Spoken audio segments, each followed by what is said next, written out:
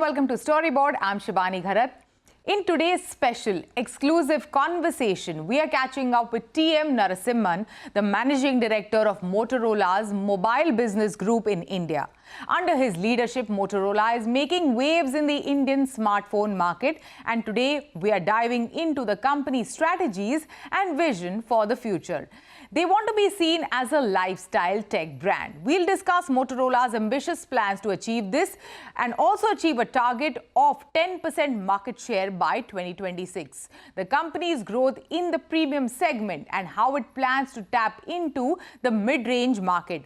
We'll also explore Motorola's AI strategy with Moto AI 2.0, its participation in the production-linked incentive scheme, and plans to double production capacity. Listen in. The overall idea is to move towards becoming a lifestyle tech brand. So how are you pivoting in that direction? One of the realizations the company had was the mobile devices today are personal in nature. And it's become part of our lifestyle. You know, what we carry is something which is a reflection of a personality. So when you start talking from that, so the idea came in saying that why can't we become a lifestyle tech brand? So that's where the vision started. So towards that journey, first and foremost, you know, we started with saying, okay, what is it that's personal to the consumers? Obviously, the design obviously has to look good. It's not just the tech hardware specs, RAM, ROM, chipset. So somewhere the design of the phone had to start working on towards the lifestyle space. Design is something which is personal to people. The second thing was colors. Obviously, the front of the phone is all screen. The latest phone that we have launched, it's a 96.5% screen-to-body ratio. PH60 Fusion, which we just launched 2 weeks back. Now, with that kind of a space in the front, so it's only the back which was left for saying to how do I, make it a lifestyle space for somebody. So which is where the partnership with Pantone came in. We collaborate with Pantone to identify the trends, the colors, the materials, what is the trend that's going to come up. And we work with them to make our devices have Pantone curated colors. The materials that we use, ecologically viable. How do we go towards that? Because that's something which is important for people's lifestyle today. Everybody is talking go green. You can take electric vehicles, you can talk of greener technologies. So that's why vegan leather. That's why the vegan leather came into place for the first. Your devices. Yeah. So across devices, it became a vegan leather. So the preferences were from colors, the trends, the design. Starting from Pantone, the colors became personal. It was a lifestyle, this thing. Being ecologically sustainable, so vegan leather came into place. So the design elements, what we start using. So all those things, the pivot started saying, how do we pivot ourselves towards a lifestyle tech brand? And that's the journey which we are evolving, and we're continuing to work on it. So all our devices, you would see the colors, the materials that we use. Now, post-vegan leather, how do you make it even more personal for somebody? So some of the devices that you see, you would see it's not just a leather finish. Some people don't like a leather finish. Now, can I give them a nylon fabric finish? Or last year when we launched the H50 Ultra, some people said, I don't absolutely want anything in leather. The H50 Ultra came with a wood finish, right? So it's all materials which are recyclable, environmentally conscious. But how do we play not just with colors, but take it to the material and finishes? So last year it was the finish of wood. This year you would see a nylon or a fabric finish coming in within the same partnership with Pantone. How is this financial year panning out, TM? And last one was really good for you guys at Motorola.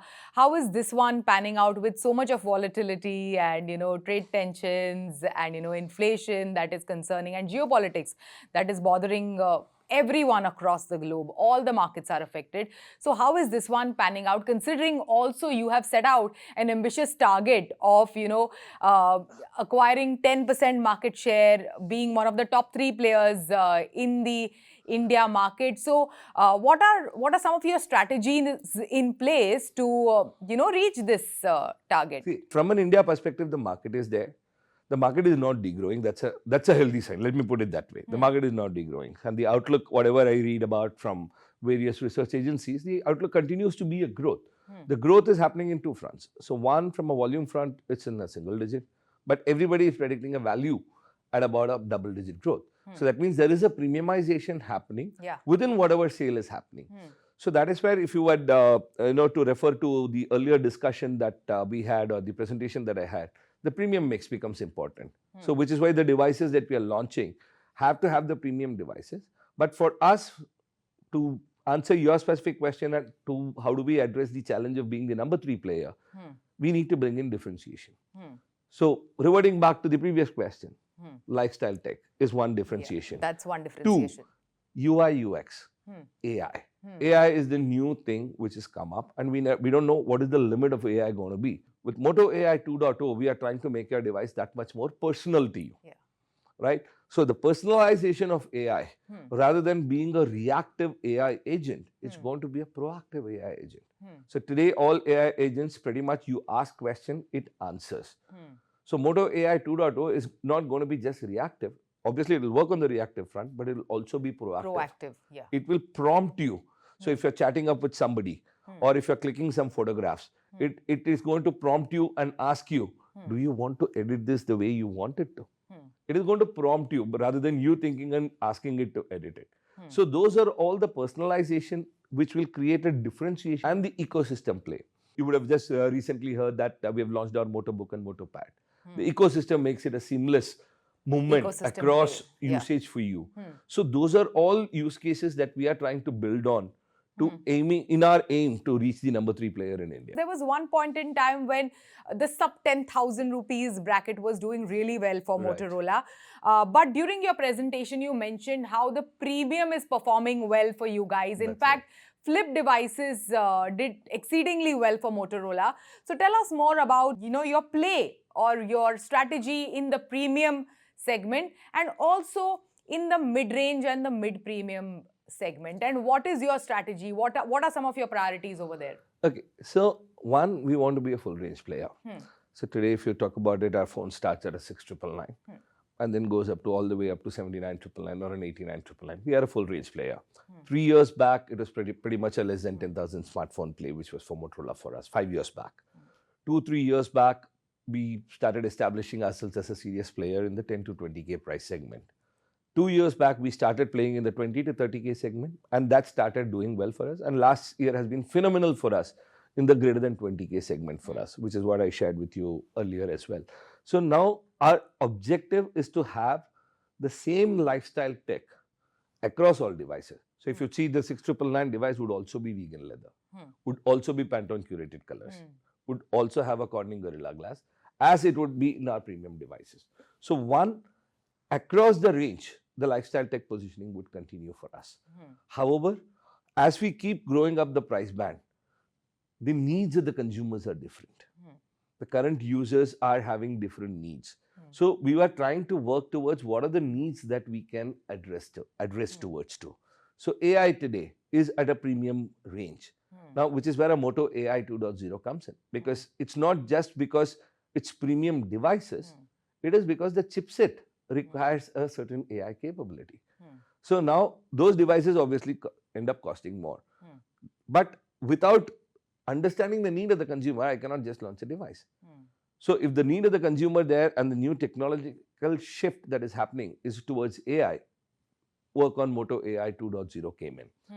Along with premiumization, one more thing that you see is that everybody today uses a minimum of 3, goes up to 5 personal devices which they carry.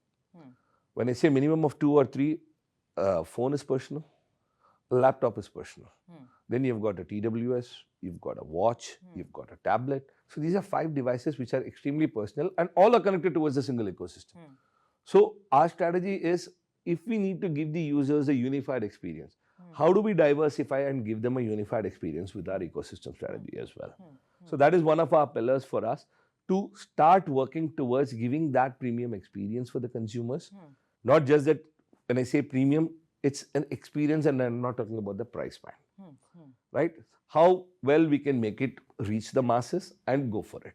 So that's how we are trying to build our strategy. Motorola was one of the first players to get involved in PLI, production linked incentive scheme. Going forward, how is it going to help Motorola? The government has always been wanting to promote the manufacturing ecosystem, especially in the electronic sector, from 3-4 years, 5 years back itself. So Motorola as a brand, we wanted to be committed to that. So hence we were one of the first participants in PLI 1.0. And just now the government has just announced last month the component PLI on the mobile ecosystem as well. So our global strategy team is strongly evaluating as to how can we participate on the same and how do we go about building the same. Obviously, we have manufacturing in multiple locations, but then we are committed to making in India. So today, 100% of the phones which is sold in India is actually manufactured in India for us. And the entire growth that we have seen over the last 3 years of year-on-year 100% plus growth, we have been adding capacity in India to cater to that growth. So, and with the government's strong messaging for promoting the manufacturing in the electronic segment, Motorola would be 100% committed, in fact, more than 100% committed to continue participating in the same and work towards making in India for the Indian consumers and, of course, for the globe as well.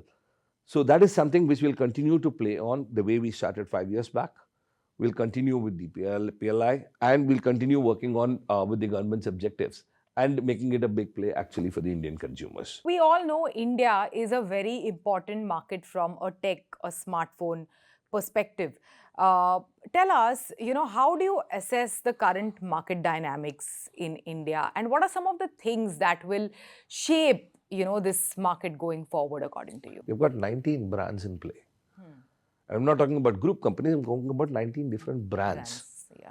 Now, it's one of the most competitive market. I mean, you take US, the top 3 brands have a share of about 97% of the market in US or Japan. Whereas if you talk of India, probably the top 10 brands put together end up making what, 70, 80%? It takes 10 brands to make a 70% market share or 80% market share. There is still others, right? So it's one of the most competitive markets. Now, if a product becomes successful here, it has every right to succeed everywhere. Let me put it that way. So that was the first part of the question. So the dynamics is extremely complex. You never know who's going to come up with what. With 19 brands, it's always going to be there. With the advent of AI starting with, say, ChatGPT, Gemini, Copilot, Perplexity Pro, everybody coming in, how does every manufacturer adapt and take the AI to the next level? Well, I forgot DeepSeek as well. So there are multiple AIs available today. Now, how does every brand would want to adopt and give a user experience for the consumers will also become important. Till about probably 8 years, 10 years ago, it was just the look of the device which was selling the device. But today with Motorola in the last 3-4 years, we have shown, no, it's not just the looks, it's the colors, it's the texture, it's the vegan leathers. Those differentiation lifestyle positioning is also helping sell. So that's one differentiation which Motorola brought into the industry in the last 3 years. And what we believe personally or collectively is that AI is going to be the next change agent. Now, which brand, how do you build in AI and make it user-friendly for the consumers, intuitive for the consumers, and make it, you can call it an assistant. How can I make AI my shadow? To put it in layman terms, I want the Moto AI to be my shadow. It goes with me always. It mimics what I do. Rather, it should actually preempt what should I do. So how do I take it that one step further? I would call it my twin. So Moto AI 2.0 is that twin that we want you to have with you. It's not a reactive agent. It's a proactive agent. Now, will this succeed? Consumers are going to tell. Sure. Thank you so much. Thanks for joining us today and sharing these insights with us. Thank you, sir.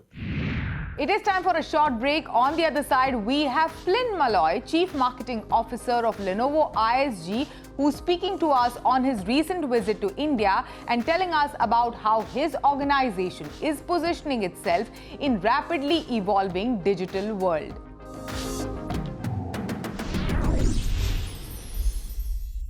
Welcome back. As artificial intelligence takes center stage in reshaping industries and redefining customer expectations, the challenge for global technology leaders is clear. How do you cut through the noise and deliver real differentiated value?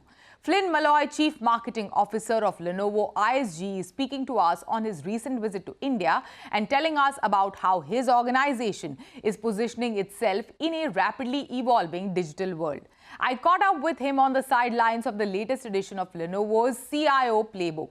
Now, according to the Playbook, Indian organizations are expected to significantly increase their investment in artificial intelligence, with Gen AI projected to account for 43% of total AI spending in 2025. Now, while AI spending in India is forecast to grow by 2.7 times, adoption remains in its early stages. Maloy tells us more. With AI being such a big focus, how is Lenovo ISG, differentiating its offerings in such a crowded marketplace? That's an awesome question. It is a very noisy marketplace. So I'll say, when we look at Lenovo's capabilities broadly, we are the #1 PC provider, the largest PC business, a huge devices business, cell phone business. We're also the #3 or #4 server vendor, storage vendor. So across the board, Lenovo brings technology to all parts of an environment. And in particular, we have like our corner of the room. It's a noisy marketplace. Our corner of the room is about bringing AI out to the edge. So think about, for example, I love to give this example to customers I speak to, like a hospital. So in that hospital, how many nurses with cell phones, or staff cell phones, or doctors with tablets, or a radiologist with a workstation, and in the basement there's private storage and servers. Imagine this whole environment delivering different kinds of AI to all of the different people in the hospital. Lenovo is one of the only companies that can do that. And so we often talk about, you don't have to take your data to the AI up in the clouds. Bring the AI out to your data, to that environment, that hospital environment, or schools, stores. Bring it out. And that's, we say, democratizing AI. And we think that's the next big phase. Lots of spend, lots of energy has happened in the public cloud. And that's great. We have some very amazing capabilities there. What we see as next is going to be bringing it out of the clouds all around the world. Great. And Flynn, also give us an understanding. When you're speaking with, the decision makers on tech stacks for companies and organizations, when you're interacting with CIOs, how has your engagement and how has your strategy from a chief marketing officer lens or point of view changed or evolved in the past couple of years? Another great question. I would say it's kind of like in the early days of cloud, where the whole industry is still trying to figure out what we're doing. You saw that in the tech day and some of the conversations we had on some of the data that we brought forward. Everybody is still trying to find out what we should do. So in my opinion, how the chief marketing officer role has evolved is, we're not just telling you our corner of the room and here's what we're doing. We're also educating, because we're all learning about this together. So uncovering what is the next set of data, what are some of the best practices, who is winning in the market and what they're doing. This is part of what we need to market to our customers. That's what they want to hear from us. So it's not just talking about us, what we can do for you, but also there's, in this AI world, it's this education that we're all going through. And it's our job as one of the leading IT vendors in the world to bring forward what we're learning as we're learning it, and what our customers are learning as they learn it. India is also seen as a global tech and innovation hub right now over the past couple of years. So how has that changed your strategic priorities in this market? Well, and we see that even in the research that you just referenced, how India has leaned in and early adopted, experimented, and then starting to build foundational level AI ahead of most of its peers in Asia, and even one of the most bold countries in the whole world on that subject. And seeing some of the progress that India is making, what we find out doing is looking over and over at Indian case studies, at Indian, it works, everybody's learning it together, and we work with clients, thousands of clients all around the world, and we're taking some of the best practices, the fail fast experiments and foundational building of AI from India, and exporting it, because India is at the front of the wave. And so it's giving some great examples and great use cases on how to do it and now not to do it. You can see both kinds of cases. Yeah, and also with the kind of scale that India provides for a company such as yours. But having said that, and because you also mentioned that how you're learning with the world, having said that, what is the kind of skill set that, like a B2B marketer such as yours needs to develop in, the environment like that we are in today? Well, I think... And the mindset, of course, the skill set and the mindset. You know, one of the things, so it's a great question, and I'm constantly mentoring, you know, my team on the subject of, we have to be content experts. So, for example, I myself am AWS certified, Azure certified, ITSM certified. Oh, wow. Learn the content, because if you can understand the content, you get more fluent in the language. And if you get more fluent in the language, then you can speak the language of to who you're marketing. Quite often, especially in high-end B2B IT, it's complex stuff. And you know, as you sit down to build your marketing, of course, you're interviewing the subject matter experts and the engineers who themselves have masters in computer science, and being able to tease out the differentiators and the content from them, and then understand what you're saying and be able to build it into a strategic marketing message that translates to more than just the IT experts. It's one of the things I admire most about some of the best marketing campaigns over the last 10 years is they're not actually just marketing to the IT folks. They're also marketing to the business and to the end users. You know, think about how you know, a lot of cloud is marketed. Think about how you know, other types of AI workloads. You're not saying buy my thing, it's 0.5 faster. What you're saying is, here's how to be a better bank with AI. Here's how to be a better, you know, financial company with AI. So you need to understand and translate, and then turn that into a message that isn't just for IT. That's what I say, and I think I don't think we're going backwards on that subject. I think as we keep going forward, becoming smarter on the content and talking to not just so you understand it, you're not just translating IT to IT, you're understanding it, and then you can talk to the non-IT folks. Yeah. One of the another interesting data points that emerged out of your study was how the overall AI budget has increased by 3x for many of, you know, the enterprises and organizations. So where are we headed from here? Is it going to keep on increasing going forward? In what direction? And, you know, like, what else do we expect going forward? What are you hearing from some of your clients? And so let's be specific about the data point that you're referencing. So when we asked our 3,000 customers around the world, or partners, IT leaders around the world, what do they think is going to happen? They think that they will be spending 3.3 times as much on AI as they did last year. What does that mean? That means inside of a pie chart, you know, maybe they were this much, and now they're going to be this much. So it doesn't mean it's going to be 3 times everything else, but it is increasing. And I know you had rightly sort of suggested and asked, so where's it coming out of? Because the whole pie isn't getting bigger, you know, not in this time, especially not with, you know, all of the so many unpredictability of the pressures, world. Absolutely right. So what we're seeing is a requirement or a request to modernize IT. And as you modernize IT, we see this a lot as we're talking to enterprises and small and medium businesses, we're helping you build out for an AI workload. Well, it's not some customized, specialized thing that is only good for this one trick. What we're asking is, can we help build a modernized platform? And AI can be some of the things that we run on it, but not others. And so if we're going to spend more money on AI, we want to be able to ensure that some of that budget also covers what is coming out of it. So it's about being smarter, it's about refreshing the tech and being able to do more with the same technology. You also heard, you know, we talked about in the session, thinking out of the box about how you can monetize your current assets, you know, such as Lenovo's got a tech buyback program where we can monetize the old while we help you put in the new, or think about a different business model, like an as-a-service consumption business model. There are other ways to tackle the same challenge, because what we're not seeing is people saying, oh, well, because I'm going to buy a bunch of AI, I'm going to stop buying these other things that my business really needs. That's not what we're seeing. Happening. That's not what we're happening. But we have to think out of the box about how can we do this that also covers this? How can we change the business model to get more with the same amount of money? Great. Thank you so much, Flynn. Thanks for my joining pleasure. us today.